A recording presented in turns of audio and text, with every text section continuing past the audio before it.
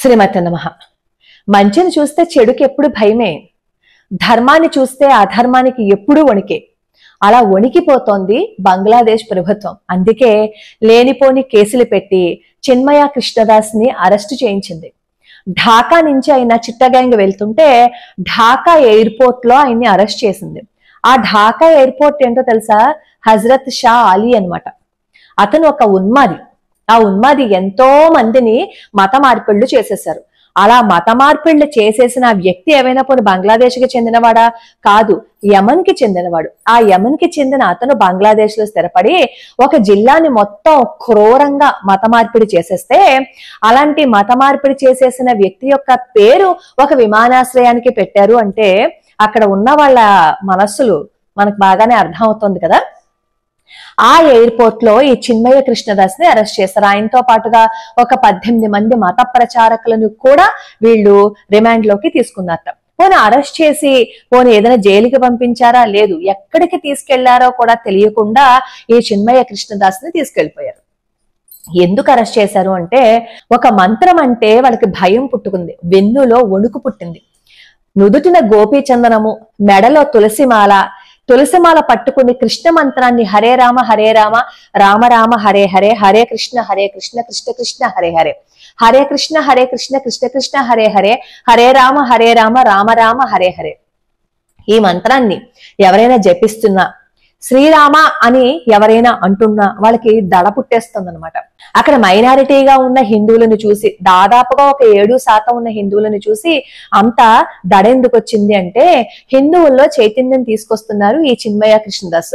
అలా చైతన్యం తీసుకొస్తూ హిందువులు ఈ రోజు వాళ్ళ హక్కుల కోసం రోడ్డు మీదకి వస్తున్నారు. మన హసీనా ప్రభుత్వం కూలిపోయినప్పుడు కూడా మన హిందువులు బయటకు రావడానికి భయపడ్డారు కదా.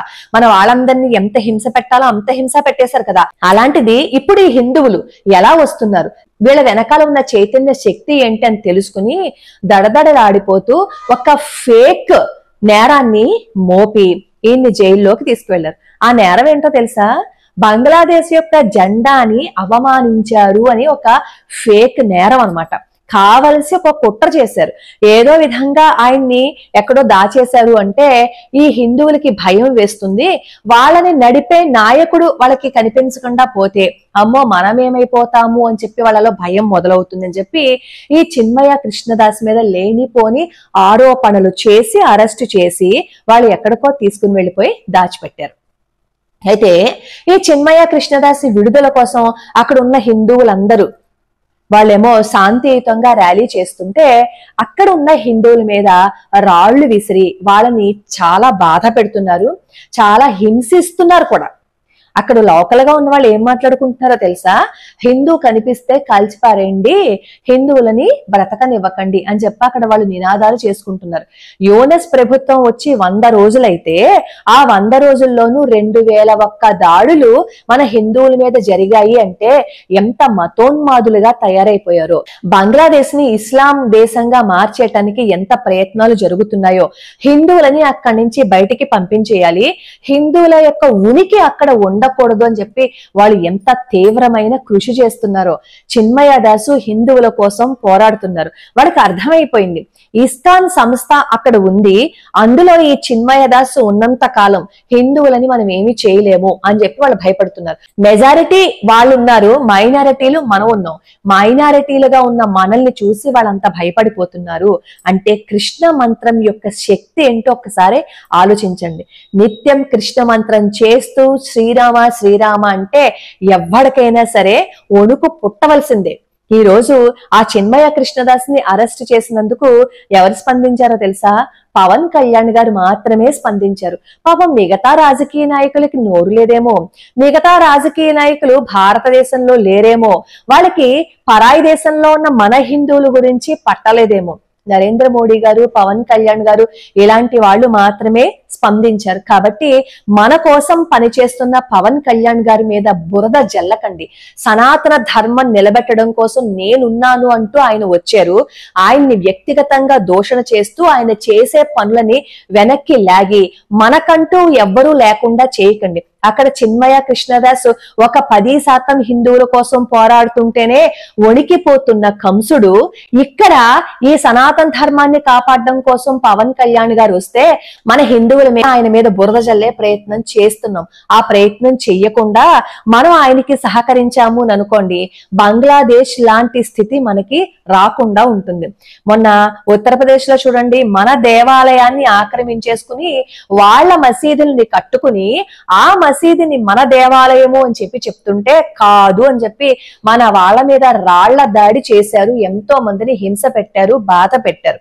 పైగా అసదుద్దీన్ ఓవైసీ గారు కూడా మసీదుల మీదకి ఎవరైనా వస్తే ఊరుకోమని చెప్పి అన్నారు. అది మసీదా కాదు కదా, నహుషుడు అనే చక్రవర్తి కొడుకు యాయాప్తి మహారాజు ఆయన హరిహరులని పూజించటం కోసం అక్కడ దేవాలయాన్ని కట్టించారు. ఆ దేవాలయాన్ని కూల్చివేసి వాళ్ళు మసీదు కట్టుకుని అది మాది అంటున్నారు. ఏదో సామెత చెప్పినట్టు ఒంటికి కాస్త రావడానికి అవకాశం ఇస్తే ఆ ఒంటి ఏం చేసింది, మొత్తం గుడారంలో ఉన్న వాళ్ళందరినీ బయటికి గంటేసి అది ఆక్రమించుకుంది. ఇప్పుడు గనక మనం కళ్ళు తెరవకపోతే భారతదేశంలో నుంచి మనల్ని అందరినీ గెంటేస్తారు, లేదు అంటే బానిసలుగా మార్చేస్తారు. మన పరిస్థితి కూడా గోవిందా అయిపోతుంది. కాబట్టి నిత్యం అక్కడ ఎలా అయితే చిన్మయ కృష్ణదాస్ హరే కృష్ణ మంత్రాన్ని జపిస్తూ జై శ్రీరామ్ అంటున్నారో, మనం కూడా చైతన్యవంతులై కృష్ణుణ్ణి స్మరిస్తూ హరే కృష్ణ నామాన్ని చేస్తూ సనాతన ధర్మం కోసం పోరాడుతున్న వాళ్ళకి సహకరిద్దాం. మహారాష్ట్రలో ఎన్నికలు అందరూ కలిసి ఉంటే ఎంత విజయాన్నైనా సాధించచ్చు అని చెప్పి నిరూపించే కదా. అందరం కలిసి ఉందాం, ఒకళ్ళ మీద ఒకళ్ళు దుమ్మెత్తి పోసుకోవద్దు. అక్కడ చిన్మయ దాసు గారు ప్రాణాలతో ఉండాలని, ఆయనకి ఏం జరగకూడదని మనం అందరం ప్రార్థిద్దాం. మనందరం కూడా మన వాయిస్ ని రైజ్ చేస్తే కనీసం ఈ వాయిస్ ఈ ప్రపంచంలో అందరికీ తెలిసింది అని అనుకోండి, అప్పుడు ఇంకా ఎక్కువ మంది స్పందించారు అని అనుకోండి, అక్కడ ప్రభుత్వం ఏమైనా మారచ్చు. అక్కడ హిందువులకి మేము ఉన్నామని చెప్పి మనం సపోర్ట్ చూపిస్తే వాళ్ళు ఇంకా ధైర్యంగా ఉంటారు. ధైర్యాన్ని కోల్పోకుండా వాళ్ళు చేస్తున్న ఉద్యమాన్ని చాలా చక్కగా ముందుకు నడిపిస్తారు. మన భారతీయులు మళ్ళీ అక్కడ మెజారిటీలుగా ఉండాలని శ్రీకృష్ణ పరమాత్మని కోరుకుందాం. లోకా సమస్తా సుఖినో భవంతు, సర్వే జనా సుఖినో భవంతు.